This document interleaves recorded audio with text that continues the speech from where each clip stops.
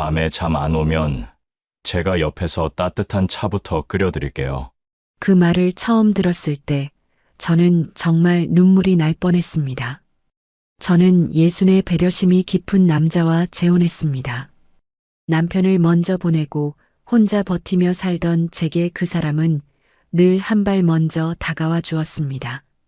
무거운 건 들지 말라 하고 늦은 밤엔 전화 대신 푹 쉬라고 다정하게 문자해 주던 사람이었죠. 그래서 저는 그 조용한 배려가 남은 인생에 견딜 힘이 되어줄 줄 알았습니다. 처음엔 저를 위해 아껴주고 챙겨주는 줄만 알았습니다. 하지만 재혼 6개월 뒤 제 일상에 대체 무슨 일이 벌어지기 시작한 걸까요? 시작 전 구독과 좋아요로 함께해 주시고 어느 지역에서 듣고 계신지 댓글로 한 번씩만 남겨주세요. 그곳에 행복이 닿길 바라겠습니다. 그분을 처음 만난 건 동네 복지관이었습니다. 수면 건강 강좌가 있다는 안내문을 현관 게시판에서 봤을 때 솔직히 큰 기대는 없었습니다.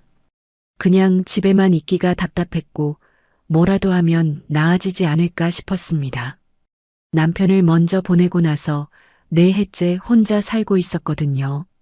새벽마다 도시락 반찬 배달을 나가고 오전 일을 마치고 빌라로 돌아오면 집이 참 컸습니다. 크다는 게 넓다는 뜻이 아니었습니다. 사람 하나가 빠진 자리만큼 공허하다는 뜻이었습니다. 갱년기 이후 불면이 심해졌습니다. 눕기만 하면 자다가 자꾸 깼고 한번 눈이 떠지면 새벽 2시, 3시까지 천장만 봤습니다. 쓸데없는 걱정이 새벽 공기만큼 차갑게 밀려들었습니다. 자식들한테 말해봤자 커피 좀 줄이라는 소리나 들었고 그것도 한두 번이지 자꾸 말하기도 지쳤습니다. 밤이 두려운 게 아니라 밤을 혼자 견디는 게 두려웠습니다. 그래서 강좌를 들으러 갔습니다. 강의실은 복지관 2층에 있었습니다. 접이식 의자가 몇 줄 놓여 있었고 앞쪽에 작은 스크린이 있었습니다. 저처럼 혼자 온 분들이 대부분이었습니다. 나이대도 비슷했습니다. 강의는 수면 위생이니 멜라토닌이니 하는 이야기들이었는데 솔직히 귀에 잘 들어오지 않았습니다. 그냥 앉아서 바깥 공기 마시고 왔다는 것만으로도 충분했습니다. 강의가 끝나고 사람들이 하나둘 나가는데 제 옆에 앉아있던 분이 말을 걸었습니다. 차 한잔하고 가세요. 종이컵에 대추차를 담아서 건네는 손이었습니다. 따뜻했습니다. 저는 그냥 받았습니다. 그분이 말했습니다. 잠이 안 오는 사람은 몸보다 마음이 먼저 놀라있더군요. 그 말이 이상하게 오래 남았습니다. 강사가 한 말도 아니고 대단한 말도 아니었는데요. 저는 그냥 웃고 넘기려 했는데 그분은 제 손이 차갑다고 하면서 조금 더 앉아있다 가라고 했습니다. 바깥은 쌀쌀했고 차는 따뜻했습니다. 그분이 문상철 씨였습니다.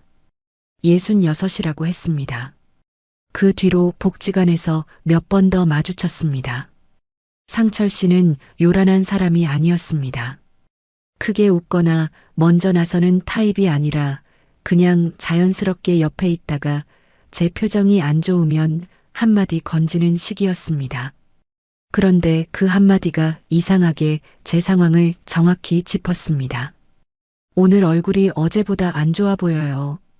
어젯밤 또 설쳤죠? 처음엔 조금 부담스러웠습니다. 그런데 솔직히 싫지 않았습니다. 누군가 제 얼굴만 보고도 어떤 밤을 보냈는지 알아본다는 게 오래간만의 일이었으니까요.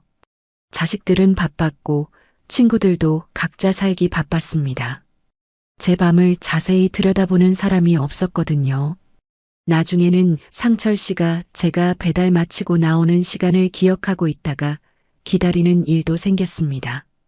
저는 처음엔 우연인 줄 알았는데 3번, 4번 반복되니 그게 아니었습니다. 그분은 제 일정을 꿰고 있었고 저는 그걸 열심히 챙겨준다는 신호로 받아들였습니다. 상철 씨는 제가 불면 때문에 믹스커피를 하루 2잔씩 마신다는 것도 들었고, 딸과 밤늦게 통화하면 오히려 더 잠이 달아난다는 것도 들었습니다. 제 배달 구역이 어디인지, 아침 몇 시에 나가는지, 빌라가 오래된 건물이라 보일러가 약하다는 것도 다 알고 있었습니다. 저는 그때 그걸 다 말했거든요. 관심을 가져주니까 자꾸 말하게 됐습니다. 나중에 생각해보면 그게 조금 이상했는데 그때는 몰랐습니다. 반년쯤 교류가 이어졌고 상철 씨는 어느 날 조심스럽게 말을 꺼냈습니다. 이 나이에 혼자 사는 게 건강에 제일 안 좋아요. 둘이 의지하면서 사는 게 낫지 않을까요? 저는 처음엔 쉽게 대답하지 못했습니다. 자식들 눈치도 있었고 남편 기일이 아직 마음에 걸리기도 했습니다. 그런데 상철 씨는 급하게 밀어붙이지 않았습니다. 그냥 기다려주면서 올 때마다 조용히 뭔가를 챙겨줬습니다. 배달 다녀온 날 발이 아프다고 했더니 다음 날 발 마사지 기계를 갖다 놓았고 보일러가 약하다고 했더니 전기보온 방석을 사다 뒀습니다. 그 다정함이 제 마음을 움직였습니다. 저도 솔직히 외로웠거든요.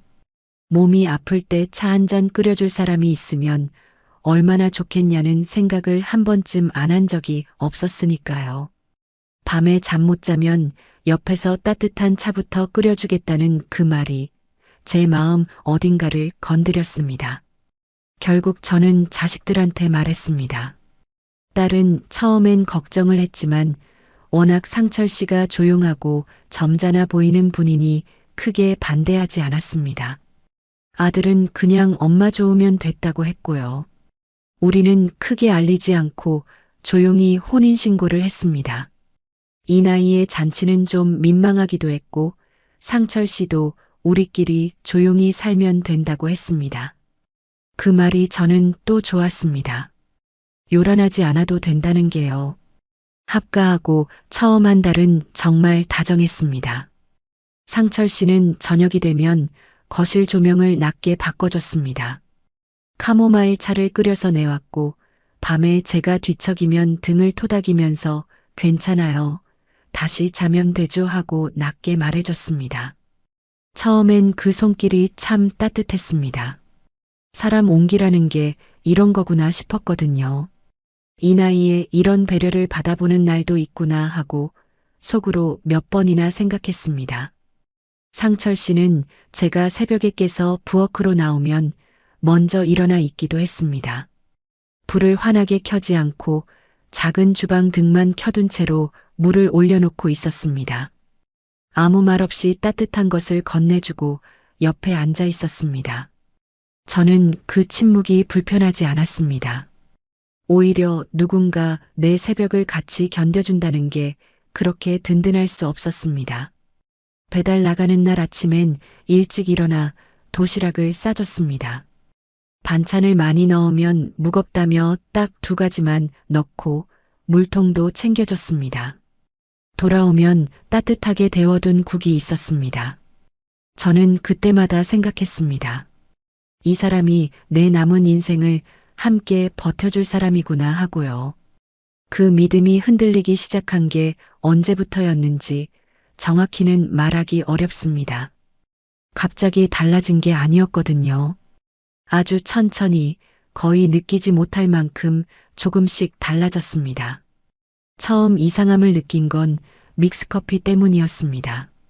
어느 날 아침 서랍을 열었더니 믹스커피가 없었습니다. 제가 늘 2~3봉씩 사다 넣어두는 서랍이었는데 아무것도 없었습니다. 상철 씨한테 물었더니 그분이 말했습니다. 믹스커피가 수면을 망쳐요. 제가 치웠어요. 대신 루이보스 티박스를 사다 놓았다고 했습니다. 저는 처음엔 그러려니 했습니다. 건강이 안 좋다는데 굳이 싸울 일도 아니었으니까요. 그냥 앞으로 마시지 말자고 생각했습니다. 그 다음엔 저녁 8시 이후 전화를 받지 않는 게 좋다고 했습니다. 밤엔 작은 감정도 커지거든요. 전화 한 통에 뇌가 깨어나요. 말 자체는 틀리지 않았습니다. 저도 실제로 밤늦게 딸이랑 통화하면 감정이 일렁이고 잠이 더 달아나는 일이 있었으니까요. 그래서 고개를 끄덕였습니다. 그런데 그게 시작이었습니다. 며칠 뒤엔 제 오랜 친구 경분 얘기를 꺼냈더니 상철 씨가 말했습니다. 그 사람은 말이 너무 많아서 기를 빼는 타입이에요. 만나고 나면 혜자 씨 얼굴이 꼭 지친 표정이에요. 저는 그날 말을 못했습니다. 경분이 말이 많긴 하지만 그 수다가 저한테 얼마나 숨통이 됐는지는 설명하기가 어려웠거든요. 대신 그냥 그랬냐고 했습니다. 그리고 넘어갔습니다. 복지관 모임 얘기를 하면 모이면 결국 자식 흉이랑 남 흉만 보는 자리라고 했고 조카 결혼식 이야기만 꺼내도 남일에 감정 너무 쓰지 말라고 눌렀습니다. 딸과 통화를 길게 하면 자식 걱정이 불면의 시작이라고 했습니다. 저는 그 말들을 들을 때마다 고개를 끄덕였습니다. 틀린 말 같지 않았거든요. 나는 지금 건강 관리를 받고 있는 거라고 그렇게 이해했습니다. 그런데 어느 순간부터였습니다. 친구를 만나고 와서도 즐거웠다는 말을 못하게 됐습니다. 대신 오늘 별일 없었다고 어디 잠깐 바람만 쐬고 왔다고 그렇게 말하게 됐습니다. 마치 제 하루를 설명하는 게 아니라 컨디션 보고서를 내는 것 같은 기분이 들기 시작했습니다. 그때 처음으로 조금 이상하다는 생각이 들었습니다. 건강을 챙긴다면서 왜 제 하루는 점점 더 작아지고 있는 걸까 싶었습니다. 말하지 않아야 할 것들이 생기고 하지 않아야 할 표정이 생기고 조심해야 할 시간들이 생겨나는 건데 그게 건강한 생활과 어떻게 같은 말인지 저는 그때 설명할 수가 없었습니다. 어느 날은 제 휴대폰 쪽으로 상철 씨 손이 갔습니다. 처음엔 그냥 옆에 앉아 있다가 화면을 슬쩍 보는 정도였는데 어느 날은 알림이 자꾸 울리면 뇌가 쉬지 못한다며 제 휴대폰을 받아 설정을 만지기 시작했습니다. 저는 잠깐 뭐 하냐고 물었는데 상철 씨가 말했습니다. 방해금지 모드 설정하는 거예요. 밤에 알림 오면 또 깨잖아요. 틀린 말은 아니었습니다. 그래서 저는 그냥 두었습니다. 그런데 그 뒤로 복지관 단체방 알림이 꺼져 있었고 예전 배달 동료들 채팅방 알림도 없어져 있었습니다. 사촌 언니네 가족방도 조용해졌습니다. 저는 처음엔 제가 뭔가 잘못 건드린 줄 알았는데 나중에 날짜를 맞춰보니 상철 씨가 제 휴대폰을 만진 날과 겹쳐 있었습니다. 그날 이후 저는 휴대폰을 충전할 때 손이 닿지 않는 쪽에 두기 시작했습니다. 뭔가를 의심한 게 아니었습니다. 그냥 그렇게 하고 싶었습니다. 그 마음이 뭘 뜻하는지 그때는 제대로 들여다보지 않았습니다. 합가한 지 2달쯤 됐을 때였습니다. 저는 거울 앞에서 립스틱을 바르고 있었습니다. 경분이랑 오랜만에 복지관 근처에서 차 한잔 하기로 한 날이었습니다. 상철 씨가 거울 너머로 저를 보더니 말했습니다. 그렇게 꾸미고 나가면 마음만 붕 뜨는 거예요. 저는 립스틱을 바르던 손을 멈췄습니다. 그리고 잠깐 그분을 봤습니다. 상철 씨는 그냥 신문을 보면서 담담하게 말했습니다. 나무라는 게 아니라 그냥 사실을 말하는 것처럼요. 저는 그냥 알겠다고 했습니다. 립스틱은 그대로 발랐습니다. 하지만 나가는 내내 마음이 무거웠습니다. 경분을 만나서 차를 마시는 동안에도 뭔가 즐기면 안 될 것 같은 느낌이 들었습니다. 웃음이 터질 뻔하다가도 괜히 움츠러들었습니다. 그리고 집에 돌아와서 저는 오늘 별일 없었다고 했습니다. 경분이랑 만났다는 말도 먼저 꺼내지 않았습니다. 상철 씨가 물었습니다. 오늘 어디 갔다 왔어요? 저는 잠깐 복지관 쪽으로 바람 좀 쐬고 왔다고 했습니다. 거짓말이었습니다. 그게 저한테는 처음 하는 거짓말이었습니다. 그 거짓말을 하면서 손이 조금 떨렸습니다. 그런데 이상하게 그 손 떨림이 두려움이 아니라 뭔가 다른 감각이었습니다. 나중에 생각해 보니 그게 제가 스스로를 지키려는 본능이었던 것 같습니다. 그 무렵 상철 씨가 배달 일을 그만두는 게 어떻겠냐고 처음으로 말했습니다. 제 연금이랑 저축이면 둘이 무리 없이 살 수 있어요. 그 새벽 일이 몸에 무리를 주고 그게 다 수면에 영향을 줘요. 저는 말이 바로 나오지 않았습니다. 배달 일은 단순히 돈 때문이 아니었습니다. 남편이 떠나고 처음 혼자 살기 시작했을 때 아침마다 나갈 곳이 있다는 것, 제 이름을 불러주는 사람들이 있다는 것, 그게 저를 버티게 해준 것들이었습니다. 무릎이 아프고 손이 거칠어졌지만 그 일을 나가면서 저는 제가 아직 살아있다는 걸 느꼈습니다. 그걸 상철 씨한테 설명하려고 입을 열었는데 그분이 먼저 말했습니다. 당신이 그 일에서 의미를 찾는 거 알아요. 그런데 이 나이엔 그게 집착이 될 수 있어요. 집착이라는 단어가 걸렸습니다. 저는 집착한 게 아니었습니다. 그냥 살고 있었던 겁니다. 그런데 그 말을 들으니 갑자기 제 방식이 뭔가 잘못된 것처럼 느껴지기 시작했습니다. 저는 그날도 결정을 미뤘습니다. 생각해 보겠다고만 했습니다. 그리고 그날 밤 자리에 들면서 생각했습니다. 나는 지금 이 집에서 어떤 사람이 되고 있는 걸까? 말을 줄이고 웃음을 참고 친구를 만나고 와서도 숨기고 거울 앞에서 립스틱을 바르다 멈추는 사람. 그 사람이 지금 저였습니다. 건강해지고 있는 게 아니라 작아지고 있었습니다. 그 감각이 그날 밤 처음으로 또렷하게 들어왔습니다. 아직 어떻게 해야 할지는 몰랐습니다. 하지만 이 감각만큼은 지우지 말아야겠다고 생각했습니다. 그 감각은 사라지지 않았습니다. 아침에 눈을 뜨면 잠깐 잊혀지는 것 같다가도 하루 중 어느 순간 다시 올라왔습니다. 상철 씨가 뭔가를 말할 때마다, 제가 뭔가를 하려다 멈출 때마다 그 감각이 조용히 등 뒤에서 저를 건드렸습니다. 그런데 저는 그걸 붙잡지 않았습니다. 붙잡으면 인정해야 하고 인정하면 뭔가를 결정해야 하는데 그 결정이 두려웠습니다. 늦은 나이에 다시 살아보겠다고 들어온 결혼이었으니까요. 그래서 저는 그 감각을 붙잡는 대신 덮었습니다. 오늘 하루도 별일 없었다. 상철 씨가 걱정해서 그러는 거다. 나는 원래 예민한 편이다. 그런 말들로 덮었습니다. 그리고 다음날 아침 배달을 나갔습니다. 그 무렵부터 상철 씨의 방식이 조금 더 촘촘해졌습니다. 처음에는 제 생활 습관 몇 가지를 고쳐주려는 것처럼 보였는데 그게 어느새 제 하루 전체를 감싸기 시작했습니다.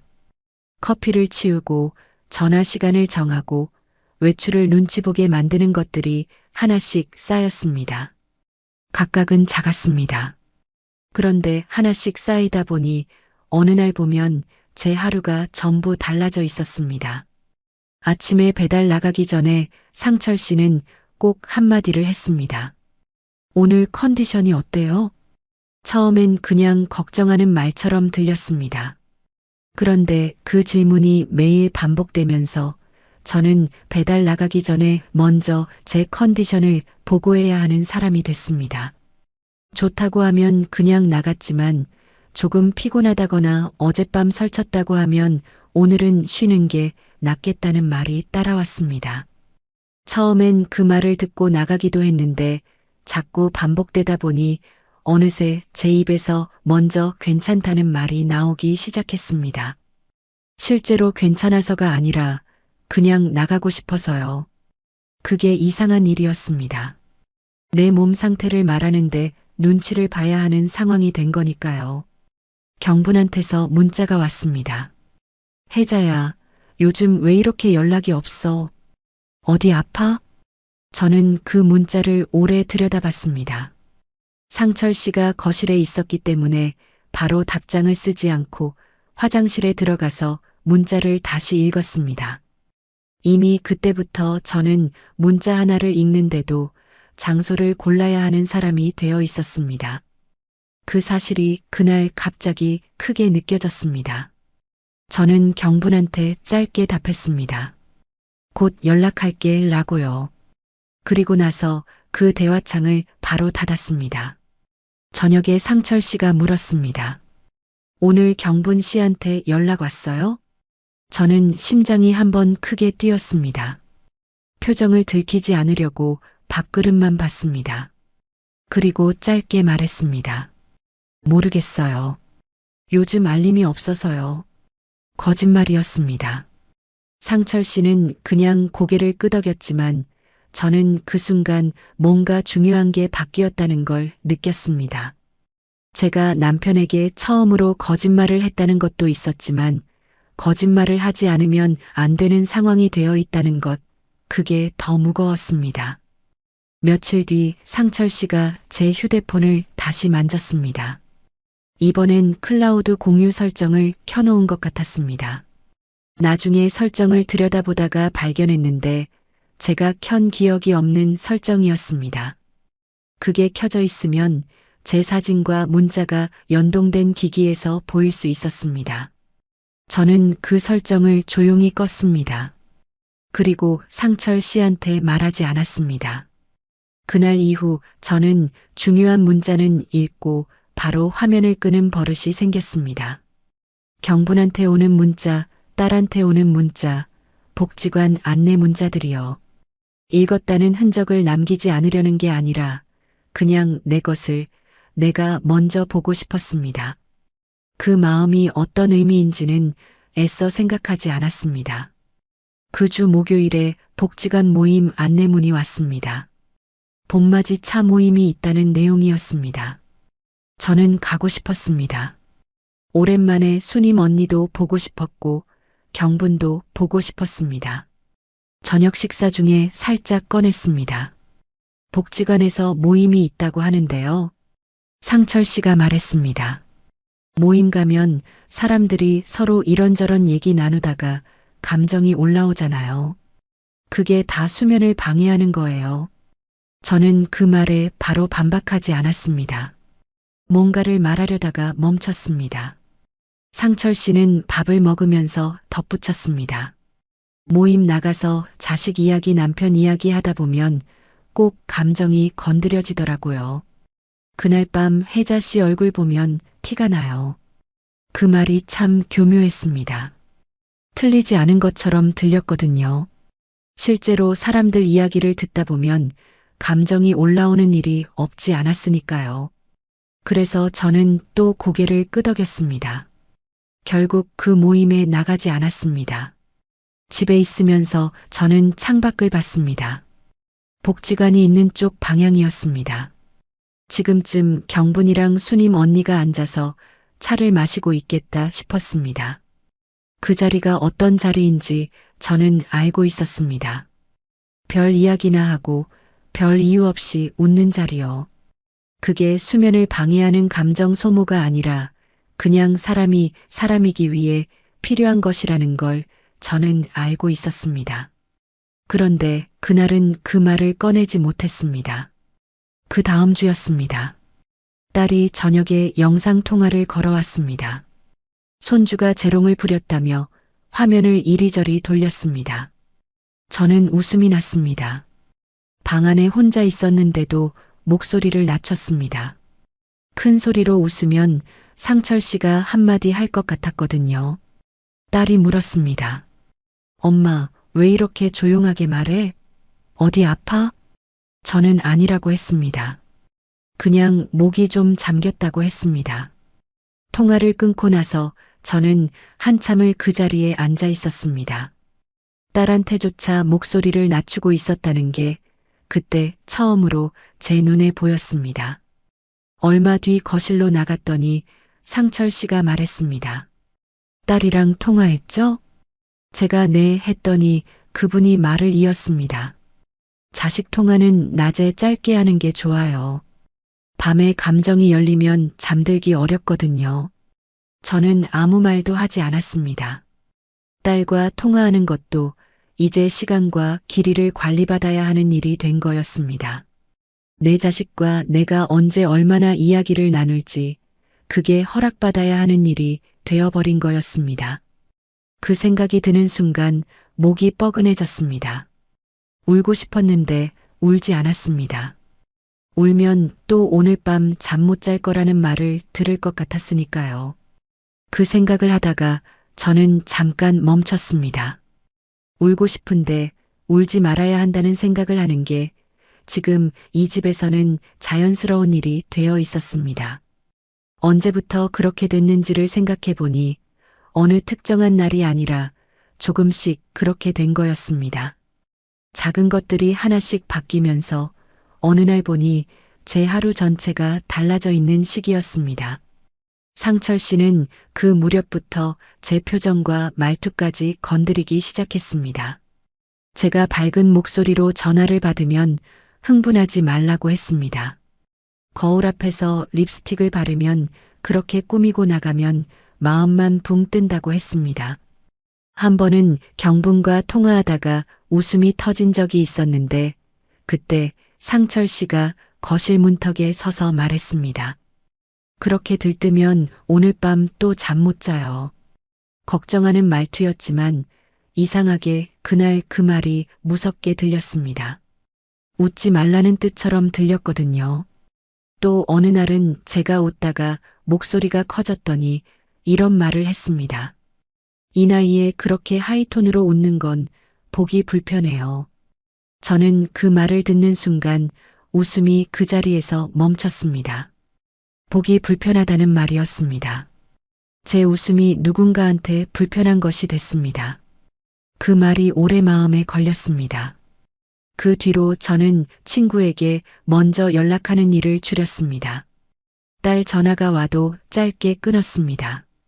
상철 씨는 그런 저를 보며 이제야 사람이 차분해졌다고 만족해했습니다.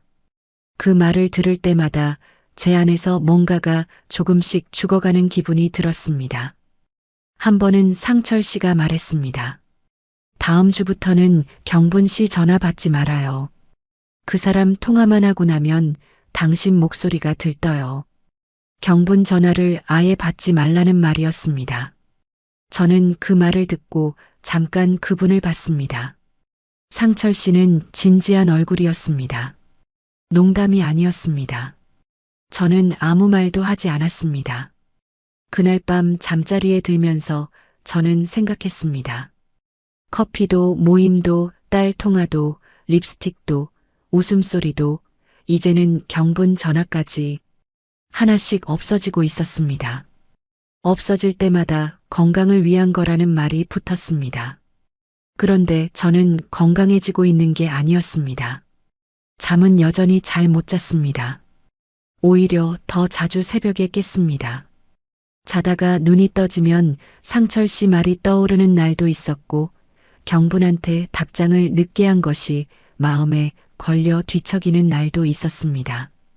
그러니까 저는 잠을 위해 그 생활을 견디고 있었는데 정작 그 생활 때문에 더 잠을 못 자고 있었던 겁니다. 그 역설이 그날 밤 처음으로 선명하게 보였습니다. 며칠 뒤 경분이 다시 문자를 보내왔습니다. 혜자야, 나 요즘 내가 걱정된다. 한 번만 나와. 저는 그 문자를 화장실에서 읽었습니다. 그리고 오래 들여다봤습니다. 경분의 문자는 늘 직선이었습니다. 돌리지 않고 꾸미지 않고 걱정되면 걱정된다고 바로 말하는 사람이었습니다. 그게 상철 씨가 기를 빼는 타입이라고 했던 바로 그 경분의 성격이었습니다. 저는 생각했습니다. 경분이 기를 빼는 사람인지 아니면 상철 씨가 경분을 그렇게 부르는데 이유가 있는 건지 그 질문이 머릿속에 들어오는 순간 저는 뭔가가 달라지는 걸 느꼈습니다. 그 전까지는 상철 씨 말을 의심하지 않았거든요. 그런데 그 문자를 읽으면서 처음으로 상철 씨의 말을 의심했습니다. 경분은 저한테 기를 빼는 사람이 아니었습니다. 오히려 만나고 나면 숨이 쉬어지는 사람이었습니다. 그걸 제가 가장 잘 알았습니다. 저는 경분한테 짧게 답했습니다. 이번 주 오전에 볼 수 있어. 답장을 보내고 나서 저는 휴대폰을 내려놓았습니다. 손이 떨리지 않았습니다. 오히려 이상하게 차분했습니다. 뭔가를 결정했다는 게 아니었습니다. 그냥 제가 하고 싶은 것을 했다는 느낌이었습니다. 그게 오래간만이었습니다. 그날 밤은 이상하게 잠이 조금 왔습니다. 뭔가가 해결됐거나 좋아진 게 아니었습니다. 그냥 제가 오늘 조금 다른 선택을 했다는 것, 그게 마음 어딘가에 작은 자리를 만들어준 것 같았습니다. 그 자리가 아직 작고 불안정했지만 없는 것보다는 달랐습니다. 눈을 감으면서 생각했습니다. 경분을 만나고 나면 어떻게 될지 몰랐습니다. 상철 씨가 알게 되면 뭔가 말이 있을 거였습니다. 그 말을 어떻게 받아야 할지도 몰랐습니다. 그런데 그게 두렵기보다는 한번 보자는 생각이 들었습니다. 그 감각이 어디서 나온 건지는 몰랐습니다. 다만 그게 없어지기 전에 붙잡고 싶었습니다. 경분을 만나기로 한 날 아침, 저는 평소보다 일찍 눈이 떠졌습니다. 배달이 없는 날이었습니다. 상철 씨는 아직 자고 있었습니다. 저는 조용히 일어나 부엌에서 물을 한 잔 마셨습니다. 창밖이 아직 어스름했습니다. 그 이른 시간에 혼자 서 있는데 이상하게 마음이 가벼웠습니다. 오늘 경분을 만난다는 것만으로 그랬습니다. 그런데 그 가벼움이 오래가지 않았습니다. 상철 씨가 생각보다 일찍 일어났습니다. 부엌으로 들어오면서 말했습니다. 오늘 어디 가요? 저는 잠깐 머뭇거렸습니다. 그리고 말했습니다. 복지관 쪽으로 바람 좀 쐬려고요. 상철 씨가 저를 봤습니다. 경분 씨 만나는 거예요? 저는 그 눈빛을 마주치면서 잠깐 숨을 골랐습니다. 그리고 말했습니다. 잠깐 볼 것 같아요. 상철 씨가 말했습니다. 오래 있지 말아요. 그 사람이랑 있으면 꼭 감정이 올라온다고 했잖아요. 저는 알겠다고 했습니다. 그리고 가방을 들었습니다. 현관을 나서면서 등 뒤로 상철 씨 시선이 느껴졌습니다. 계단을 내려오는 내내 그 시선이 따라오는 것 같았습니다. 그런데 발걸음은 멈추지 않았습니다. 그날 아침 제가 제일 잘한 일이 그거였습니다. 경부는 복지관 근처 카페 앞에서 기다리고 있었습니다. 저를 보자마자 팔을 벌렸습니다. 저는 그 안으로 들어갔습니다. 한동안 그냥 서 있었습니다. 경분이 등을 토닥이면서 말했습니다. 많이 기다렸잖아, 이 사람아. 저는 웃으려고 했는데 목이 잠겼습니다. 울 것 같아서 빨리 떼어냈습니다.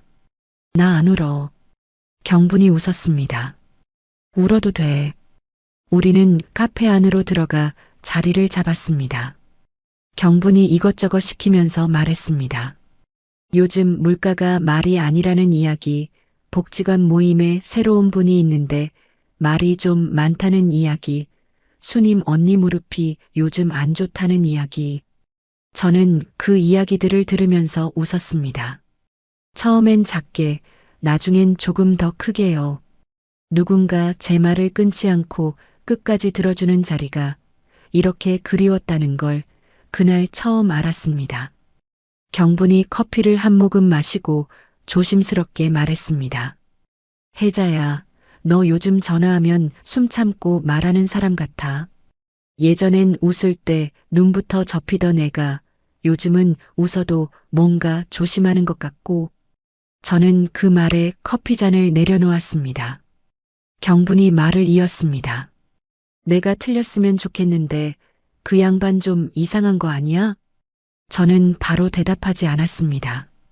뭐라고 해야 할지 몰랐습니다.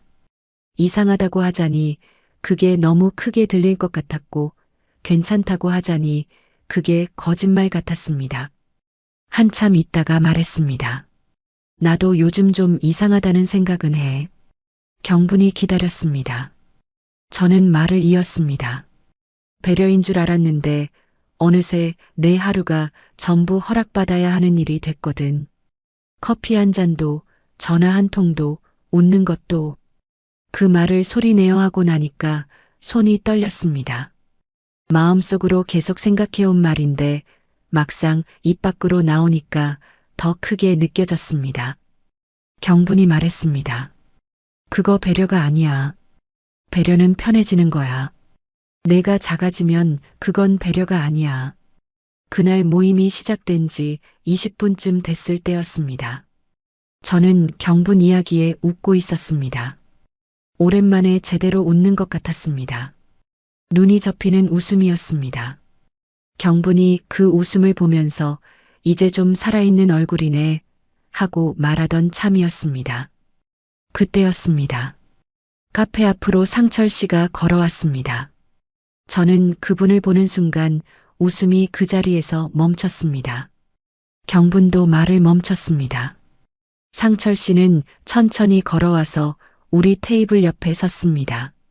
주변 테이블 사람들이 슬쩍 봤습니다. 상철 씨는 소리를 높이지 않았습니다. 오히려 더 낮고 또렷한 목소리로 말했습니다. 그런데 그 목소리가 주변에 다 들리는 크기였습니다. 이 나이에 그렇게 들떠서 웃고 다니면 밤에 또 잠 못 자요. 카페 앞이 조용해졌습니다. 경부는 입을 다물었습니다. 옆 테이블 분들이 저를 봤습니다. 저는 손에 쥔 종이컵만 내려다봤습니다. 상철 씨가 잠깐 사이를 두고 덧붙였습니다.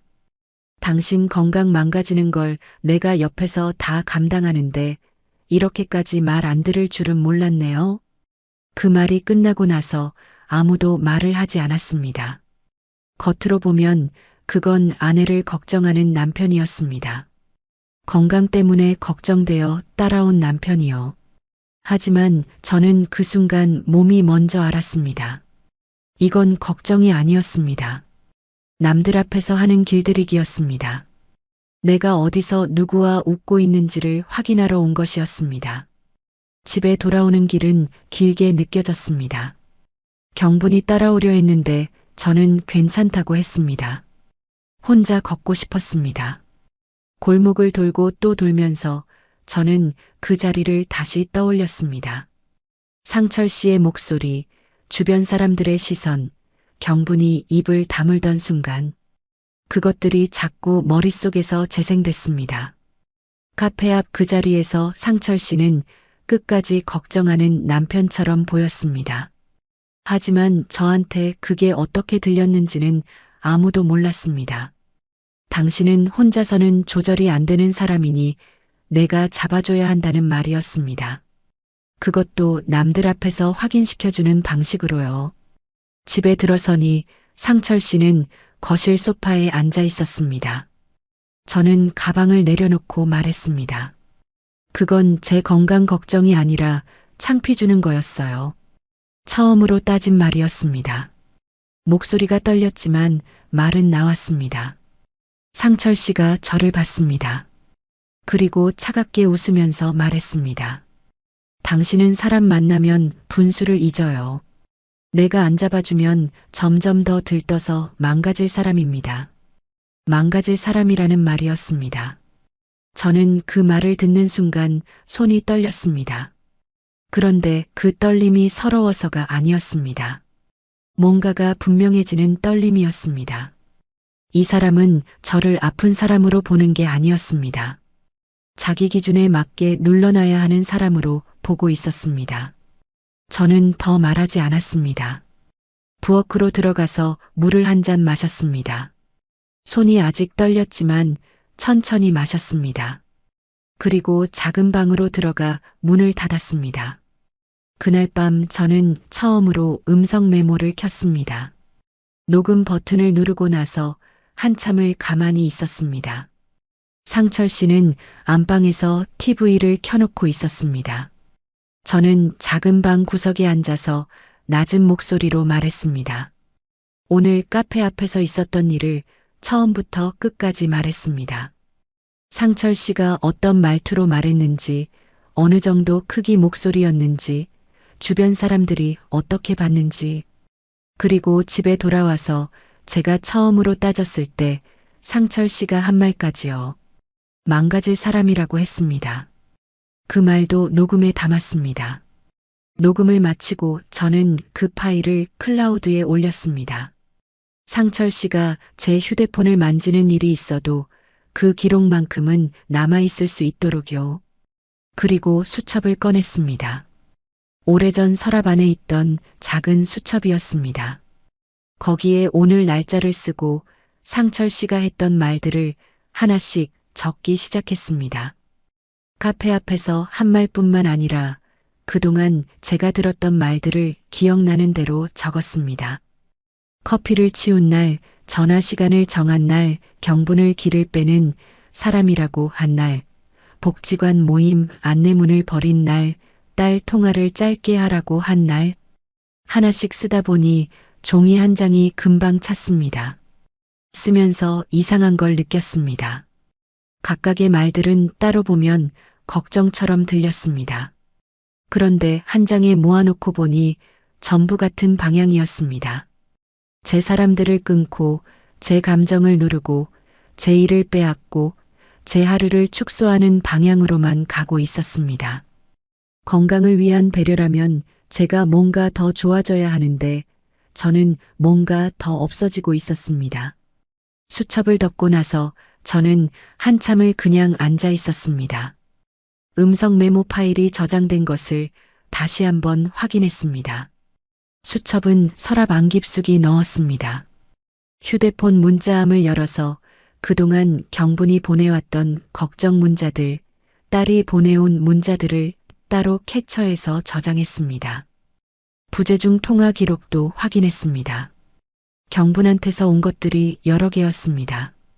저는 그것들을 하나씩 캡처했습니다. 무엇을 하려는 건지 그때 제게 물었다면 대답하지 못했을 겁니다. 이혼을 결심한 것도 아니었고 집을 나가려 한 것도 아니었습니다. 그냥 제가 이상하다고 느낀 감각만큼은 나중에라도 스스로 부정하지 않으려고요. 기억이 흐려지면 제 감각도 흐려질 것 같았습니다. 그래서 남겨두고 싶었습니다.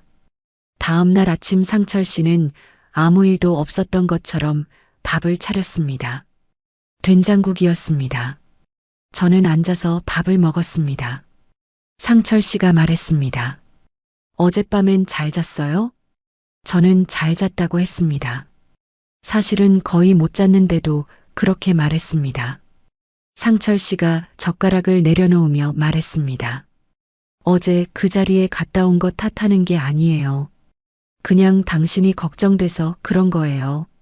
저는 고개를 끄덕였습니다. 하지만 속으로는 생각했습니다. 어제 그 말이 걱정이었다면 왜 친구들이 다 있는 앞에서 했을까? 왜 저를 따로 부르거나 문자를 먼저 보내지 않고 직접 걸어와서 그 자리를 멈추게 했을까? 그 질문에 이미 대답은 나와 있었습니다. 그냥 인정하는 게 무서웠을 뿐이었습니다. 저는 밥을 다 먹고 설거지를 했습니다. 물소리 때문에 상철 씨 목소리가 잘 들리지 않았습니다. 그 물소리가 그날 아침은 고마웠습니다. 아무 말도 하지 않아도 되는 이유가 됐으니까요. 며칠 뒤 저는 복지관 근처를 지나다가 상담실 앞에서 발걸음이 멈췄습니다. 수면 강좌를 진행했던 상담사 선생님이 계시던 곳이었습니다. 문에 상담 일정표가 붙어 있었습니다. 저는 잠깐 서 있다가 안으로 들어갔습니다. 선생님, 시간 되시면 잠깐 여쭤봐도 될까요? 상담사 선생님은 흔쾌히 앉으라고 했습니다. 저는 어디서부터 말해야 할지 몰라서 한참 있다가 입을 열었습니다. 제가 잠을 못 자는 게 사람 때문인지 사람을 못 만나서 그런 건지 모르겠어요. 선생님은 제 말을 듣고 잠깐 생각하더니 조심스럽게 물었습니다. 지금 함께 사시는 분 곁에서 편해지고 계신가요? 아니면 작아지고 계신가요? 그 한마디가 제 가슴 안으로 들어왔습니다. 편해진다, 작아진다. 저는 바로 대답하지 못했습니다. 하지만 대답을 못한다는 것 자체가 이미 대답이었습니다. 편해지고 있었다면 그 질문에 바로 고개를 끄덕일 수 있었을 테니까요. 저는 선생님 앞에서 처음으로 눈물이 났습니다. 소리내어 운 건 아니었습니다. 그냥 눈이 뜨거워지면서 눈물이 조금 흘렀습니다. 선생님은 아무 말도 하지 않고 휴지를 내밀었습니다. 상담실을 나오면서 저는 예전 빌라 쪽으로 걸었습니다. 계약이 조금 남아 있어서 방 하나는 아직 비어 있었습니다. 저는 그 빌라 앞에 서서 한참을 봤습니다. 올라가진 않았습니다. 그냥 거기 서 있었습니다. 낡은 건물이었습니다. 외벽 페인트도 군데군데 떠 있었고 입구 유리문도 예전부터 잘 안 닫혔습니다. 그런데 그 건물을 보는데 이상하게 마음이 얹혔습니다. 저한테 설명하지 않아도 되는 공간이 아직 세상에 존재한다는 것, 그게 그날따라 크게 느껴졌습니다. 저는 한참 서 있다가 그냥 돌아왔습니다. 하지만 빌라 열쇠가 어디 있는지 그날 머릿속으로 한번 찾아봤습니다. 서랍 안작은 파우치에 있을 거였습니다. 아직 쓸 일이 없기를 바랐습니다. 그래도 확인해 두고 싶었습니다. 그 마음이 무엇을 뜻하는지 저는 그때 이미 조금은 알고 있었습니다. 제가 달라졌다는 걸 상철 씨도 느꼈던 것 같습니다. 말로 표현하기는 어렵지만 사람이라는 게 묘해서 같이 사는 사람의 공기가 조금만 달라져도 느끼게 되어 있거든요. 저는 겉으로는 여전히 조용했습니다. 대들지도 않았고 따지지도 않았습니다. 밥도 같이 먹었고 저녁에 차도 같이 마셨습니다.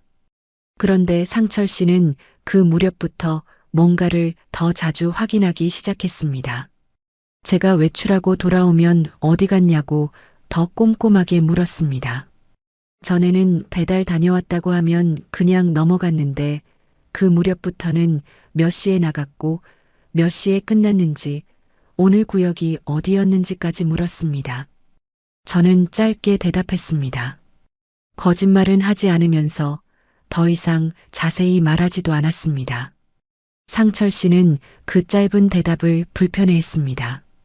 어느 저녁 제가 설거지를 하고 있는데 상철 씨가 등 뒤에서 말했습니다. 요즘 왜 이렇게 말이 없어요? 저는 수도를 잠그고 돌아봤습니다. 피곤해서요. 상철 씨가 말했습니다.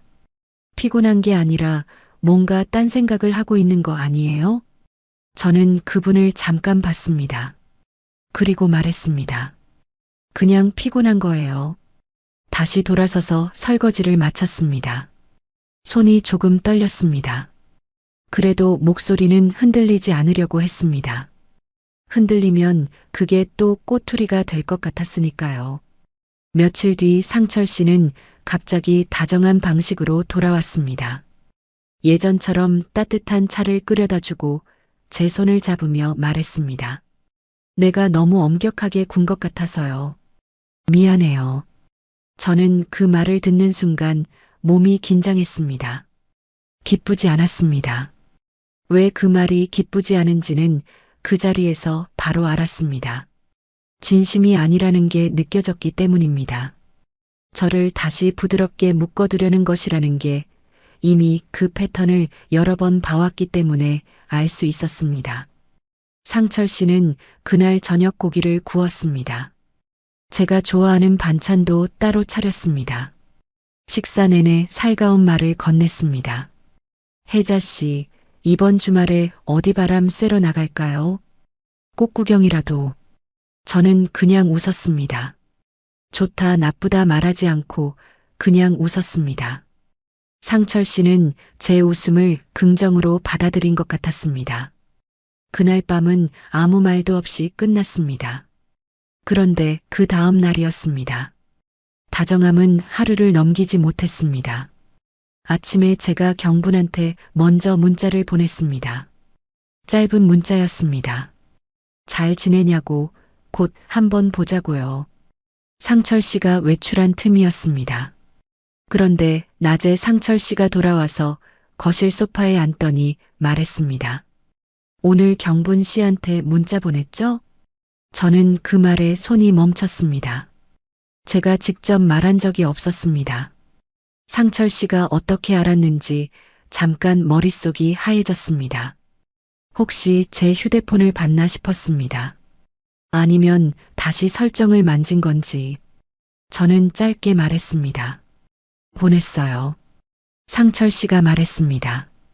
내가 그 사람은 당신한테 안 좋은 영향을 준다고 했잖아요. 저는 고개를 들었습니다. 오랜 친구예요. 상철 씨가 목소리를 조금 높였습니다. 오래됐다고 다 좋은 사람이 아니에요.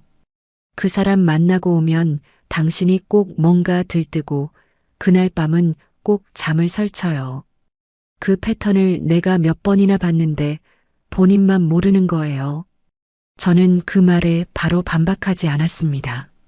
속으로는 그게 사실이 아니라는 걸 알았습니다. 경분을 만나고 온 날은 오히려 숨이 쉬어지는 날이었으니까요. 하지만 그 자리에서 말싸움을 하는 게 목적이 아니었습니다. 저는 그냥 말했습니다. 알겠어요. 상철 씨는 제 대답이 순순해서 조금 당황한 것 같았습니다. 더 말을 이을 거리를 잃은 것 같은 얼굴이었습니다. 저는 부엌으로 들어갔습니다. 그날 저녁 저는 그 대화 내용을 수첩에 적었습니다. 경분한테 문자를 보냈다는 걸 어떻게 알았는지도 적었습니다. 그리고 휴대폰 설정을 살펴봤습니다. 클라우드 공유 설정이 다시 켜져 있었습니다. 제가 껐던 것이었는데 다시 켜져 있었습니다. 저는 그 설정을 조용히 껐습니다. 이번엔 상철 씨한테 말하지 않았습니다. 며칠이 지나고 상철 씨가 배달 일을 그만두는 이야기를 다시 꺼냈습니다. 이번엔 전보다 구체적이었습니다. 제 통장에서 매달 생활비를 넉넉하게 드릴게요. 혜자 씨가 쓸 돈은 제가 다 챙길 테니까 그 힘든 일 그만하고 집에서 건강 좀 챙기세요. 저는 그 말을 들으면서 속이 서늘해졌습니다. 배달 일을 그만두면 저는 매달 상철 씨한테 생활비를 받아야 했습니다. 그러면 제가 어디에 쓰고 누구를 만나고 어디에 가는지가 다 상철 씨 손을 거쳐야 했습니다. 경제적으로도 엮이게 되는 거였습니다. 그게 어떤 의미인지는 설명하지 않아도 알 수 있었습니다. 저는 짧게 말했습니다. 좀 더 생각해 볼게요. 상철 씨가 말했습니다. 뭘 더 생각해요? 내가 챙겨준다는데 뭐가 걱정이에요? 저는 그분을 똑바로 봤습니다. 그냥 제가 결정하고 싶어서요. 상철 씨는 잠깐 저를 봤습니다. 그리고 낮은 목소리로 말했습니다. 당신은 아직도 내가 챙겨준다는 말의 의미를 몰라요. 저는 그 말을 듣고 아무 말도 하지 않았습니다. 부엌으로 들어가지도 않았습니다. 그냥 그 자리에 앉아 있었습니다.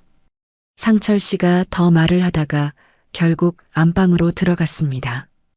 혼자 남은 거실에서 저는 생각했습니다. 챙겨준다는 말이 왜 이렇게 무겁게 들릴까? 챙겨준다는 말이 따뜻하게 들리지 않고 묶어둔다는 말처럼 들리는 건 왜일까? 그 질문에 이미 대답은 나와 있었습니다. 그날 밤 상철 씨가 잠든 것 같았고 저는 작은 방에서 수첩을 다시 펼쳤습니다. 적어둔 말들을 처음부터 다시 읽었습니다. 하나하나 읽다 보니 어느 지점에서 손이 멈췄습니다. 이게 전부 저 혼자 예민하게 받아들인 게 아니었습니다. 날짜별로 보니 패턴이 더 뚜렷하게 보였습니다. 제가 뭔가를 하려 할 때마다, 누군가를 만나려 할 때마다, 어디에 나가려 할 때마다 반드시 한마디가 있었습니다. 그 한마디들은 전부 건강을 명분으로 달고 있었습니다. 저는 그 수첩 옆에 휴대폰을 꺼내 음성 메모 앱을 열었습니다. 그리고 그날 대화 중 기억에 남은 것들을 다시 녹음했습니다. 클라우드 공유가 꺼진 것을 확인하고 저장이 됐는지도 확인했습니다. 그때였습니다. 상철 씨 기척이 났습니다. 저는 휴대폰을 뒤집어 놓고 수첩을 덮었습니다. 상철 씨가 방문을 열었습니다. 아직 안 자요? 저는 고개를 끄덕였습니다. 잠이 안 와서요. 상철 씨가 말했습니다. 그러니까 낮에 너무 생각을 많이 하면 안 된다고요. 저는 고개를 끄덕였습니다. 상철 씨는 그냥 안방으로 들어갔습니다. 문이 닫히고 나서 저는 긴 숨을 내쉬었습니다. 그 다음 주였습니다. 상철 씨가 처음으로 딸 얘기를 직접 꺼냈습니다. 저녁 식사 중에 말했습니다. 요즘 딸이 자주 연락해요? 저는 보통 때처럼 대답했습니다. 가끔이요. 상철 씨가 말을 이었습니다. 딸이 자꾸 연락하면 혜자 씨가 집에 집중을 못해요. 자식들이야 자기 살기 바쁜데 그쪽에 감정 너무 쓰면 결국 당신만 소모돼요. 저는 그 말을 들으면서 밥숟가락을 내려놓았습니다. 딸 얘기가 이런 식으로 나온 건 처음이었습니다. 전에는 통화 시간이나 통화 빈도를 건드렸지 딸과의 관계 자체를 이런 말로 정리한 적은 없었거든요. 저는 조용히 물었습니다. 딸한테 연락받는 것도 안 된다는 거예요? 상철 씨가 말했습니다. 안 된다는 게 아니라 적당히 해야 한다는 거죠. 지금 우리 둘이 같이 사는 건데 자식한테 신경이 너무 쏠리면 우리 사이가 멀어져요.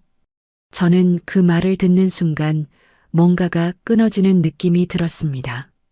친구도 모임도 배달일도 커피도 웃음소리도 말투도 잠드는 시간도 그것들을 하나씩 가져가더니 이제는 딸까지 건드리기 시작한 거였습니다. 제가 연결될 수 있는 모든 곳을 하나씩 닫으면 마지막에 남는 건 상철 씨 한 명뿐이라는 계산이 보였습니다. 저는 그날 처음으로 두려움이 아닌 다른 감정을 느꼈습니다. 분노가 아니었습니다. 분노는 뜨거운 거잖아요. 그게 아니라 차갑고 단단한 무언가였습니다.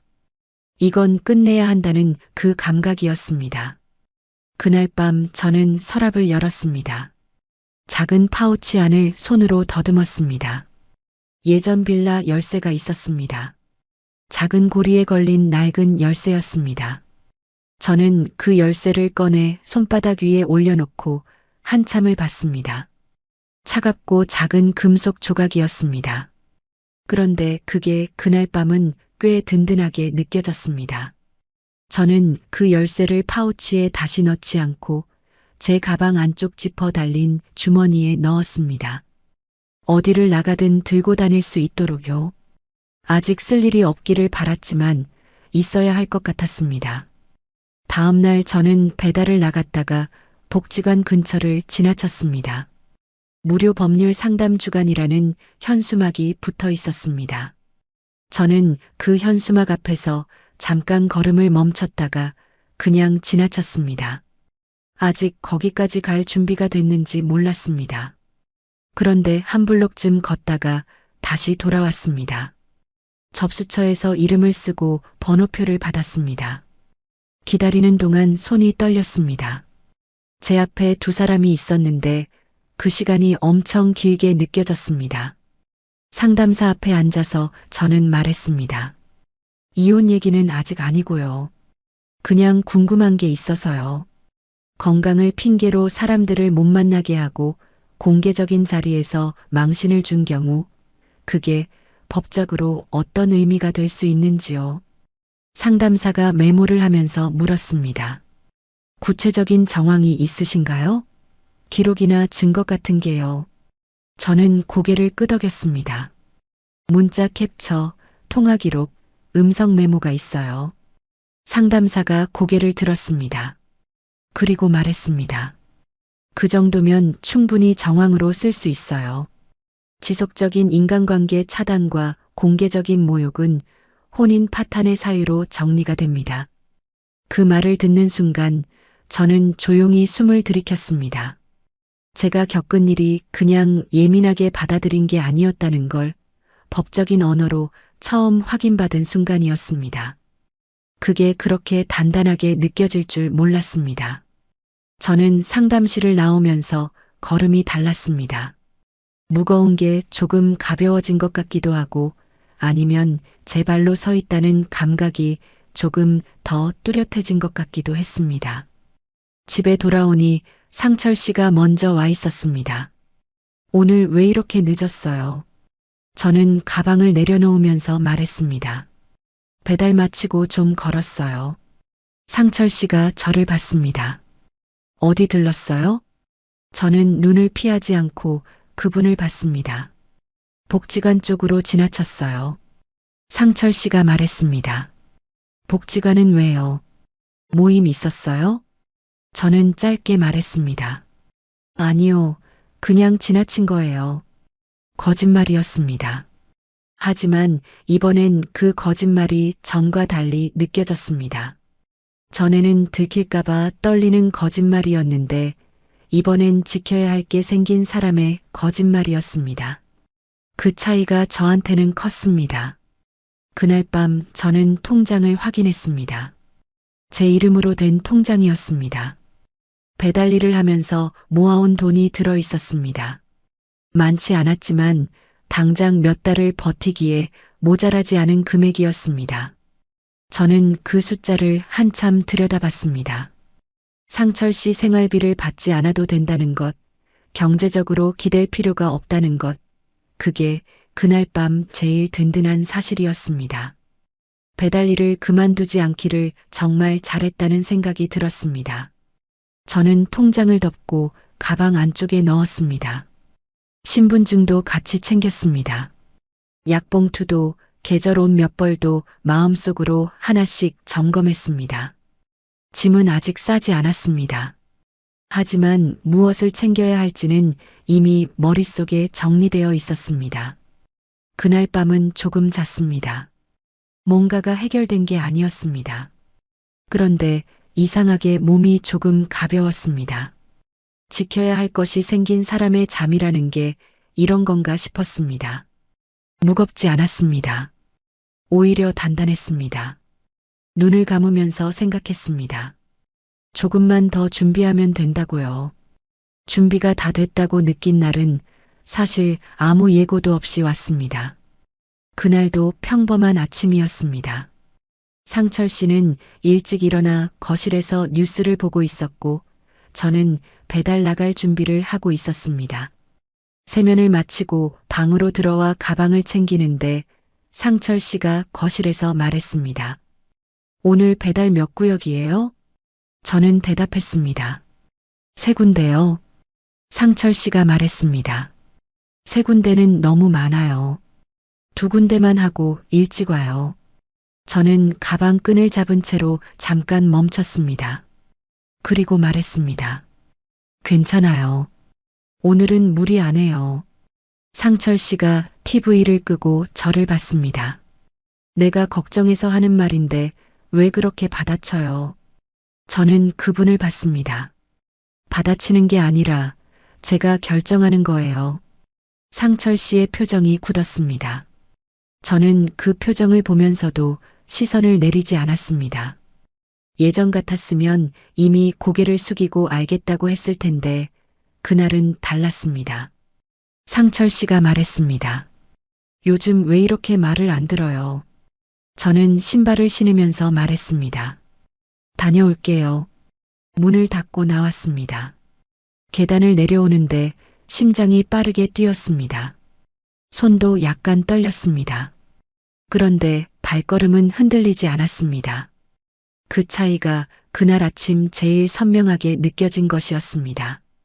배달을 마치고 저는 곧장 집으로 들어가지 않았습니다. 근처 공원 벤치에 앉아서 경분한테 전화를 걸었습니다. 경분은 2번 만에 받았습니다. 혜자야. 저는 말했습니다. 경분아, 나 오늘 나올 것 같아. 경분이 잠깐 말이 없다가 물었습니다. 진짜로? 저는 고개를 끄덕였습니다. 전화니까 보이지 않았겠지만 그냥 고개를 끄덕였습니다. 응, 오늘 아니면 내일. 짐은 별로 없어. 그냥 중요한 것들만 챙길 거야. 경분이 말했습니다. 알겠어. 나 언제든지 있어. 연락만 해. 전화를 끊고 나서 저는 한참을 벤치에 앉아 있었습니다. 하늘이 흐렸습니다. 바람도 좀 불었습니다. 그런데 이상하게 그날 공기가 무겁지 않았습니다. 오히려 오래간만에 바깥 공기를 제대로 마시는 것 같은 느낌이 들었습니다. 저는 그 벤치에 앉아서 한 가지를 더 생각했습니다. 딸한테는 나중에 말해야겠다고요. 나오고 나서 자리가 잡히면 말하자고요. 아직 불확실한 상태에서 딸을 불안하게 하고 싶지 않았습니다. 그게 제 나름의 순서였습니다. 집에 돌아오니 상철 씨는 나가고 없었습니다. 저는 현관에 들어서자마자 시계를 봤습니다. 상철 씨가 오후에 병원 예약이 있다고 했던 날이었습니다. 두어 시간은 될 거였습니다. 저는 그 시간이 충분하다고 생각했습니다. 먼저 작은 캐리어를 꺼냈습니다. 옷장 위에 올려둔 것이었습니다. 조용히 내렸습니다. 그리고 차근차근 챙겼습니다. 계절 옷 몇 벌, 내복, 자주 신는 신발 한 켤레, 세면 용품은 여분으로 사두었던 것들이 욕실 서랍에 있었습니다. 그걸 챙겼습니다. 상철 씨와 함께 쓰던 것들은 하나도 가져가지 않았습니다. 제 것만 챙겼습니다. 통장은 이미 가방에 넣어둔 지 며칠이 됐습니다. 신분증도요. 약봉투, 안경 케이스, 충전기 하나씩 집어넣었습니다. 수첩도 챙겼습니다. 적어둔 날짜들과 말들이 가득 찬 그 수첩이요. 그리고 휴대폰에 저장해둔 음성 메모 파일들을 다시 한번 확인했습니다. 클라우드에도 올라가 있는 것을 확인했습니다. 문자 캡처들도 따로 저장 폴더에 정리되어 있었습니다. 캐리어를 닫으면서 저는 방안을 한번 둘러봤습니다. 가져갈 게 더 있을까 하고 봤는데 생각보다 많지 않았습니다.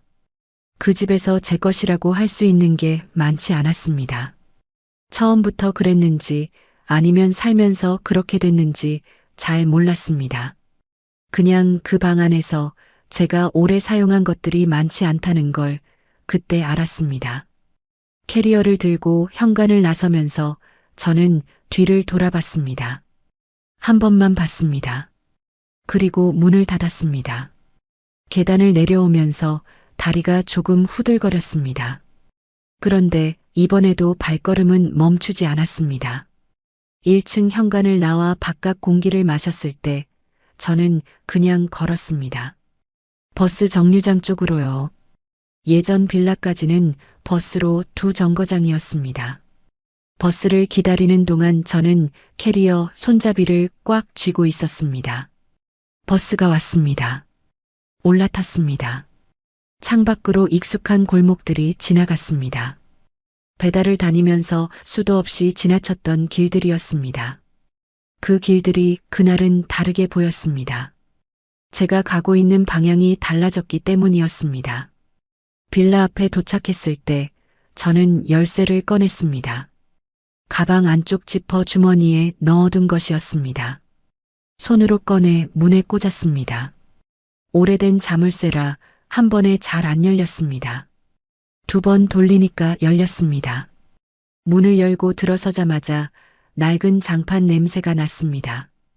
오래 환기를 못 시켜서 공기가 좀 탁했습니다. 싱크대에 먼지도 앉아 있었습니다. 그런데 저는 그 낡고 조금 퀴퀴한 공기를 마시면서 숨이 쉬어졌습니다. 아무한테도 설명하지 않아도 되는 공간이었습니다. 몇 시에 잠드는지, 누구랑 통화했는지, 왜 웃었는지 보고하지 않아도 되는 곳이었습니다. 저는 캐리어를 방 한쪽에 세워두고 바닥에 앉았습니다. 한참을 그냥 앉아 있었습니다. 울 것 같았는데 울지 않았습니다. 서럽기보다는 어떤 감각이 돌아오는 느낌이었습니다. 손발이 제 것인 것 같은 느낌이요. 오래간만의 감각이었습니다. 얼마 지나지 않아 상철 씨한테서 전화가 오기 시작했습니다. 첫 번째 전화는 받지 않았습니다. 2번째도요. 3번째 전화가 왔을 때 저는 화면을 보면서 잠깐 생각하다가 받지 않았습니다. 그리고 문자가 왔습니다. 지금 어디 있어요? 저는 답장하지 않았습니다. 그 다음 문자가 왔습니다. 걱정돼서 그래요. 연락해요. 저는 그 문자도 읽기만 했습니다. 그 다음엔 이런 문자가 왔습니다. 당신 건강 생각해서 그런 건데 왜 이렇게 예민하게 받아들이냐? 당신 불면 다시 심해질 거다. 나 아니면 누가 그렇게 챙겨주냐? 저는 그 문자를 캡처했습니다. 그리고 저장해둔 폴더에 넣었습니다. 문자는 그 뒤로도 몇 개 더 왔습니다. 처음엔 걱정하는 척 하다가 나중엔 이런 말도 왔습니다. 집을 나간 게 맞다면 당신이 잘못한 거다. 내가 뭘 그렇게 잘못했는지 말해봐. 저는 그 문자도 캡처했습니다. 그리고 경분한테 전화했습니다. 경분아, 나 나왔어. 경분이 말했습니다. 잘했어. 진짜 잘했다, 혜자야. 그 말에 저는 처음으로 눈물이 났습니다. 소리는 내지 않았지만 눈물이 흘렀습니다. 경분은 아무 말도 하지 않고 전화를 끊지 않았습니다. 한참을 그냥 같이 있어줬습니다. 그 침묵이 고마웠습니다. 위로한다는 말보다 그냥 옆에 있어준다는 게 그때 저한테 필요한 거였습니다. 다음 날 아침이 됐습니다. 저는 오래간만에 혼자 아침을 맞았습니다. 누가 몇 시에 일어나라고 한 것도 아니었고 오늘 컨디션이 어떠냐고 묻는 사람도 없었습니다. 그냥 눈이 떠져서 일어났습니다. 부엌에 나가 물을 올렸습니다. 싱크대에 먼지를 닦았습니다. 냉장고를 열었더니 텅 비어 있었습니다. 저는 웃음이 났습니다. 빈 냉장고가 그날은 무섭지 않았습니다. 오늘 채우면 된다는 생각이 먼저 들었습니다.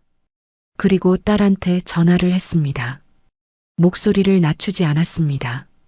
방문을 닫고 작게 말하지 않았습니다. 그냥 부엌에 서서 평소 목소리로 전화를 걸었습니다. 딸이 받았습니다. 엄마, 저는 말했습니다. 나 집에 나왔어.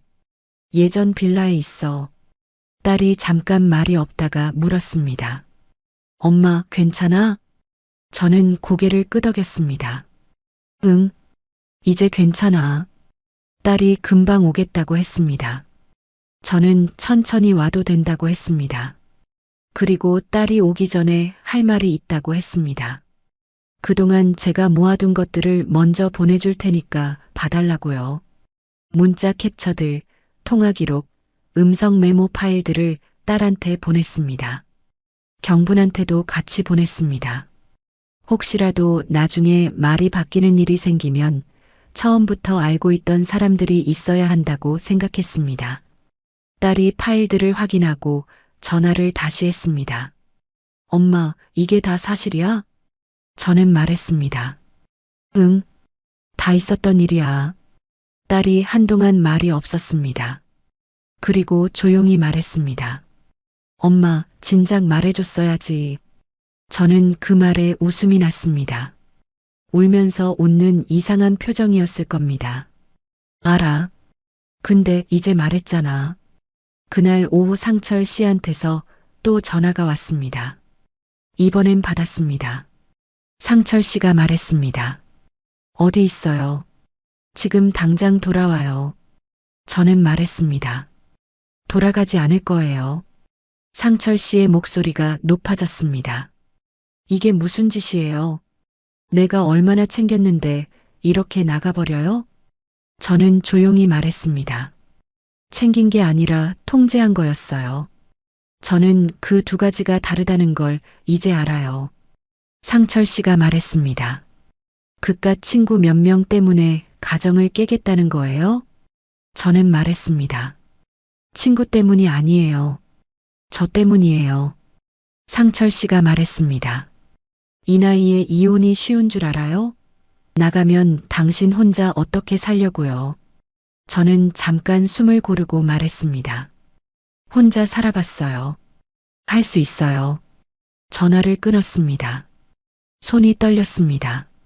그런데 목소리는 끝까지 흔들리지 않았습니다.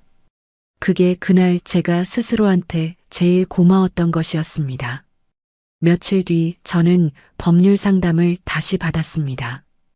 이번엔 이혼 절차에 대해 구체적으로 물었습니다. 상담사가 제가 가져간 자료들을 꼼꼼히 봤습니다. 음성 메모, 문자 캡처, 통화 기록, 그리고 카페 앞 상황을 목격한 경분의 진술 가능 여부까지요. 상담사가 말했습니다. 지속적인 인간관계 차단, 일상 통제, 공개적인 모욕 정황이 충분히 기록돼 있어요. 협의 이혼도 가능하지만 상대방이 쉽게 동의하지 않을 가능성이 높으니까 조정 절차를 거치는 방향이 나을 것 같아요. 저는 고개를 끄덕이면서 물었습니다. 흐지부지 끝나는 건 원하지 않아요. 분명하게 책임이 남는 방향으로 하고 싶어요. 상담사가 말했습니다. 그렇게 하시면 됩니다. 자료가 있으니까요. 그 말이 단단하게 들렸습니다. 자료가 있으니까요. 제가 그 오랜 시간 동안 조용히 기록해온 것들이 이제 제 말의 무게가 되어주고 있었습니다. 그때 그 작은 수첩을 꺼내길 잘했다는 생각이 들었습니다. 음성 메모 버튼을 처음 눌렀던 그날 밤이 떠올랐습니다. 그게 다 여기로 이어져 있었습니다. 경분이 그날 저녁 빌라로 왔습니다. 반찬을 몇 가지 싸들고 왔습니다. 우리는 낡은 밥상 앞에 마주 앉아서 밥을 먹었습니다. 경분이 이것저것 떠들었고 저도 웃으면서 맞장구를 쳤습니다. 목소리를 낮추지 않았습니다. 웃음소리가 커져도 눈치 보지 않았습니다. 경분이 제 웃음을 보더니 말했습니다. 혜자야, 너 오늘 눈 접히면서 웃더라. 저는 그 말에 멈췄습니다. 눈이 접히면서 웃는 게 제 원래 웃음이었습니다. 그런데 그게 얼마만인지 저도 몰랐습니다. 상철 씨와 살면서 그 웃음이 언제부터 없어졌는지 정확히 기억이 나지 않았습니다. 그냥 어느 날부터 없어져 있었습니다. 저는 경분한테 말했습니다. 그랬어? 경분이 고개를 끄덕였습니다. 응, 오래간만이야. 나는 그 웃음이 보고 싶었어. 저는 그 말에 눈이 뜨거워졌습니다. 이번엔 울지 않으려고 참지 않았습니다. 그냥 눈물이 조금 흘렀습니다. 경분은 모른 척하면서 반찬 그릇을 치웠습니다. 그게 또 경분다웠습니다. 그날 밤 저는 오래간만에 일찍 잠자리에 들었습니다. 누가 몇 시에 자라고 해서가 아니었습니다. 그냥 몸이 피곤했고 눕고 싶었고 눈을 감았습니다. 자다가 한번 깼습니다. 새벽 2시쯤이었습니다. 눈을 떴을 때 천장이 보였습니다. 옆에 아무도 없었습니다. 그런데 이상하게 무섭지 않았습니다. 설명하지 않아도 되는 새벽이었습니다. 뒤척임을 해명할 필요도 없었습니다. 그냥 저 혼자 천장을 보다가 다시 눈을 감으면 됐습니다. 다시 잠이 들었습니다. 그게 그날 밤 제가 제일 오래 기억하고 싶은 장면이었습니다. 이혼 절차가 시작되고 나서 상철 씨는 처음 한동안 전화와 문자를 계속 보냈습니다. 내용은 번갈아가며 바뀌었습니다. 처음엔 걱정하는 말이었습니다.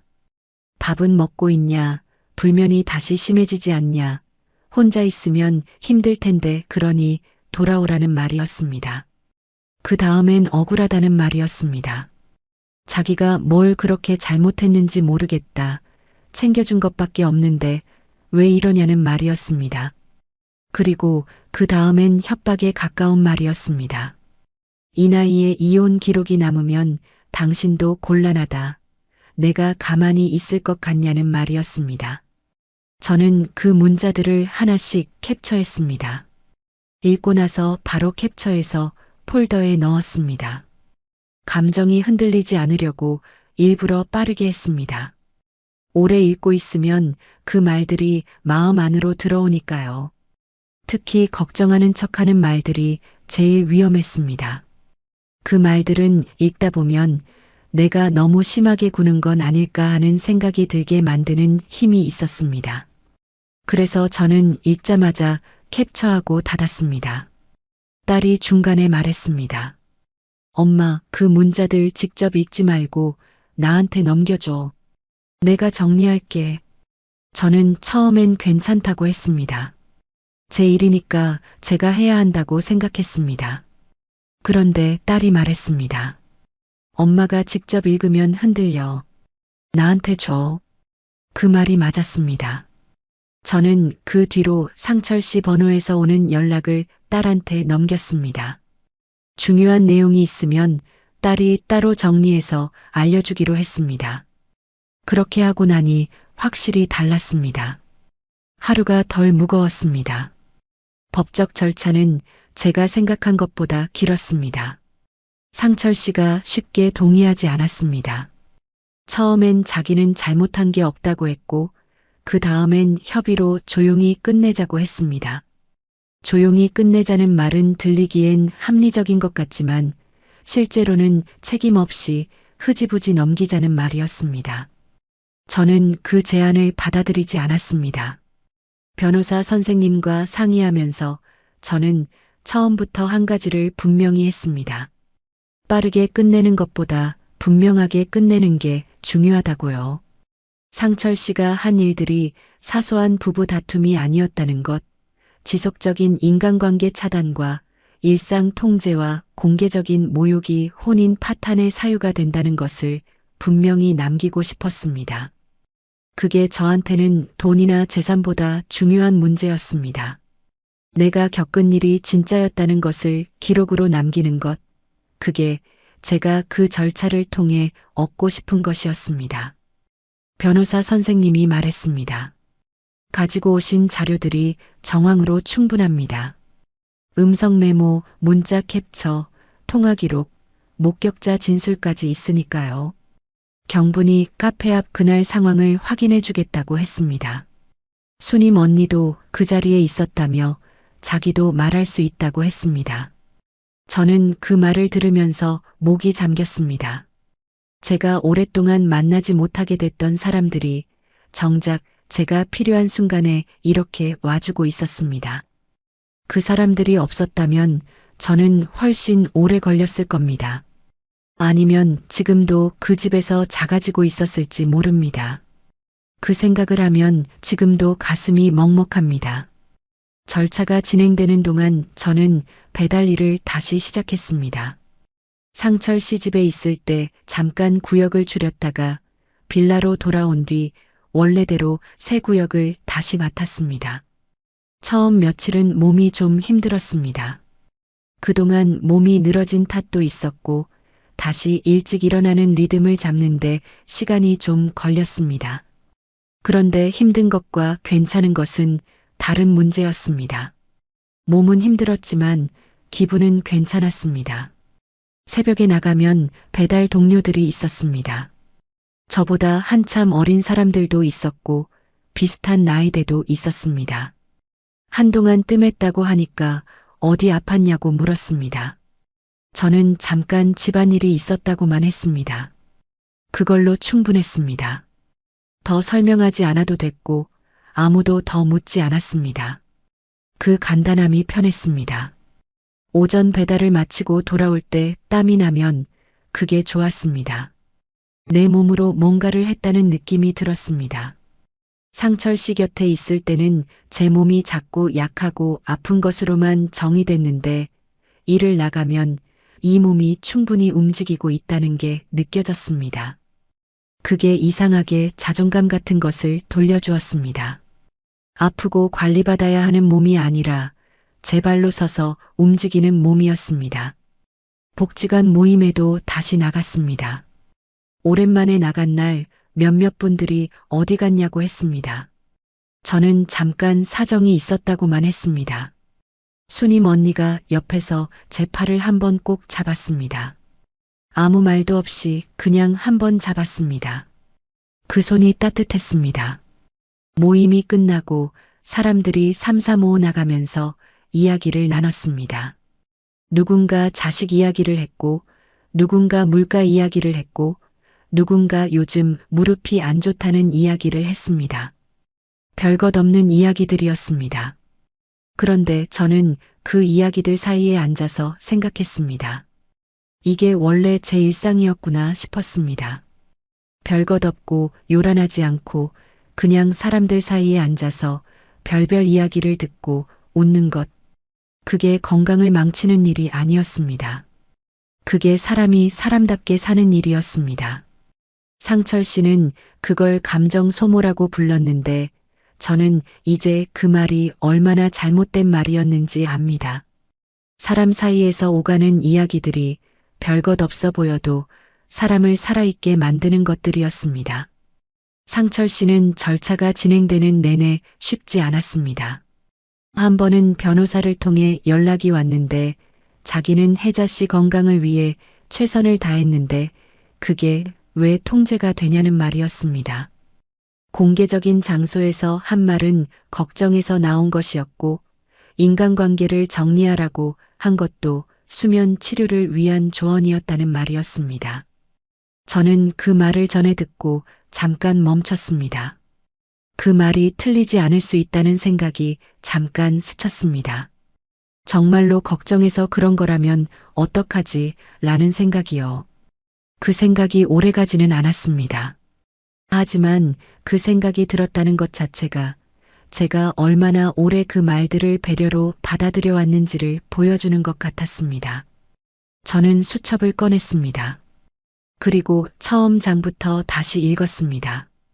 커피를 치운 날, 전화 시간을 정한 날, 경분을 길을 빼는 사람이라고 한 날, 카페 앞에서 친구들 앞에서 한 말, 딸 통화를 짧게 하라고 한 날, 배달 일을 그만두라고 한 날, 클라우드 설정을 몰래 켜둔 것. 하나씩 읽다 보니 그 생각이 사라졌습니다. 걱정이었다면 제가 커져야 했습니다. 저는 작아졌습니다. 그것 하나로 충분했습니다. 이혼 조정이 끝난 날은 비가 조금 왔습니다. 건물에서 나오면서 저는 우산을 펼쳤습니다. 딸이 옆에 있었습니다. 딸은 아무 말도 하지 않고 제 옆에서 같이 걸었습니다. 저도 한동안 말을 하지 않았습니다. 한 블록쯤 걸었을 때 딸이 말했습니다. 엄마, 밥 먹자. 저는 고개를 끄덕였습니다. 우리는 근처 국밥집에 들어갔습니다. 오래된 집이었는데 국물이 진하고 따뜻했습니다. 딸은 밥을 먹으면서 손주 이야기를 했습니다. 요즘 걸음마를 시작했다고 자꾸 넘어지면서도 또 일어나서 걷는다고 했습니다. 저는 그 이야기를 들으면서 웃었습니다. 눈이 접히면서 웃었습니다. 딸이 그 웃음을 보더니 말했습니다. 엄마, 그 얼굴이 엄마 얼굴이야. 저는 그 말에 잠깐 손을 멈췄습니다. 그리고 다시 밥을 먹었습니다. 국물이 짜지 않았습니다. 딱 맞게 간이 됐습니다. 그게 그날 참 맛있었습니다. 서류에 도장을 찍고 나오던 날 이상하게 울지 않았습니다. 서럽다는 감정보다 가볍다는 감각이 먼저 왔습니다. 나쁜 의미의 가벼움이 아니었습니다. 오래 들고 있던 짐을 내려놓은 사람의 가벼움이었습니다. 어깨가 올라가는 게 아니라 내려가는 느낌이랄까요? 그 뒤로 제 일상은 조금씩 다시 쌓였습니다. 빠르게 바뀐 건 없었습니다. 하루아침에 모든 게 좋아진 것도 아니었습니다.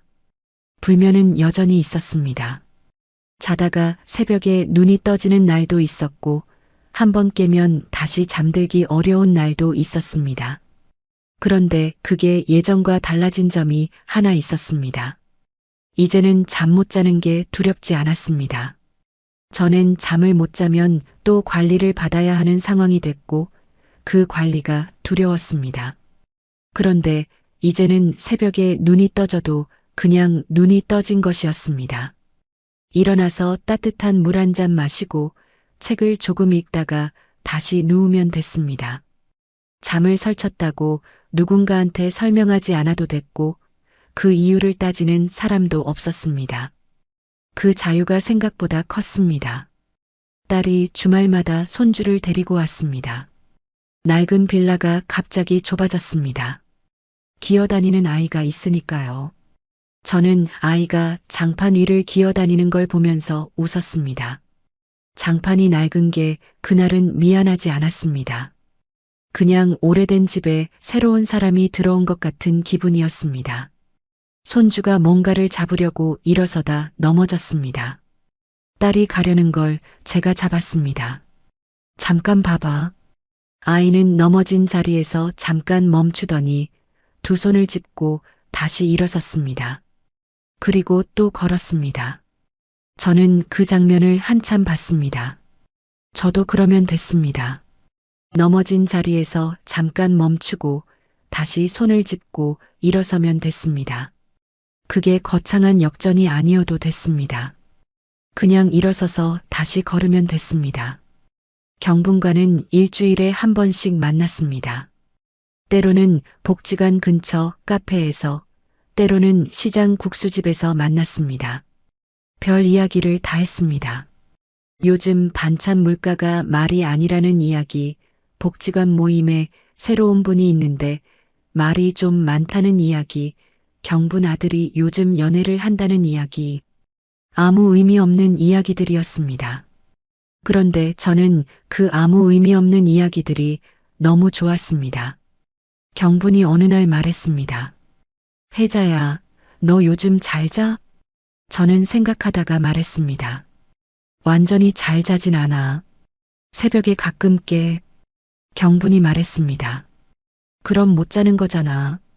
저는 웃으면서 말했습니다. 근데 이상하게 그게 괜찮아. 예전엔 잠 못 자면 무너지는 것 같았는데 요즘은 그냥 오늘은 좀 설쳤네 하고 말아. 경분이 말했습니다. 그게 나아진 거야. 저는 그 말을 듣고 고개를 끄덕였습니다. 맞는 말이었습니다. 잠의 양이 늘어난 게 아니라 잠 못 자는 밤이 더 이상 두렵지 않게 된 것. 그게 제가 나아진 방식이었습니다. 봄이 됐습니다. 복지관 화단에 꽃이 피기 시작했습니다. 저는 모임이 끝나고 나오면서 그 꽃들을 잠깐 봤습니다. 별거 아닌 작은 꽃들이었는데 그게 그날따라 예뻐 보였습니다. 제가 꽃을 보고 예쁘다는 생각을 한 게 얼마 만인지 몰랐습니다. 그런 생각을 할 여유가 없었거든요. 아니면 그런 생각을 해도 된다는 걸 잊고 살았거든요. 저는 그 꽃 앞에 잠깐 서 있다가 경분한테 전화를 걸었습니다. 경분아, 오늘 저녁에 시간 돼? 경분이 말했습니다. 왜 밥 먹자고? 저는 웃으면서 말했습니다. 응, 내가 살게. 경분이 웃었습니다. 야, 웬일이야? 어디서 돈이 났어? 저는 말했습니다. 배달비. 우리 둘이 한참 웃었습니다. 핸드폰 너머로 경분 웃음소리가 들렸습니다. 저도 웃었습니다. 눈이 접히면서 웃었습니다. 지금 돌아보면 저는 예순의 잘못된 사람을 만났습니다. 하지만 그 경험이 저한테 가르쳐 준 것도 있었습니다. 제가 뭘 잃으면 안 되는지, 뭘 지켜야 하는지, 뭐가 없어지면 제가 아닌지를 그전에는 생각해 본 적이 없었는데 그 결혼을 하고 나서야 분명하게 알았습니다. 배려는 편해지는 겁니다. 배려를 받으면 제가 커져야 합니다. 작아진다면 그건 배려가 아닙니다. 그 한 가지를 이제는 압니다. 상철 씨는 늘 걱정하는 얼굴로 건강을 핑계로 조용히 제 사람들을 정리하고 제 기분을 눌렀습니다. 직접 손찌검을 한 적도 심한 욕설을 퍼부은 적도 없었습니다. 그래서 저도 오래 속았습니다. 남들이 보기엔 좋은 남편처럼 보일 수 있었으니까요. 하지만 상처가 눈에 보이지 않는다고 상처가 아닌 건 아닙니다. 서서히 작아지는 것도 무너지는 일입니다. 사람이 살면서 그것들을 알게 되는 방식이 꼭 이렇게 아파야 하는 건 아니라고 생각합니다.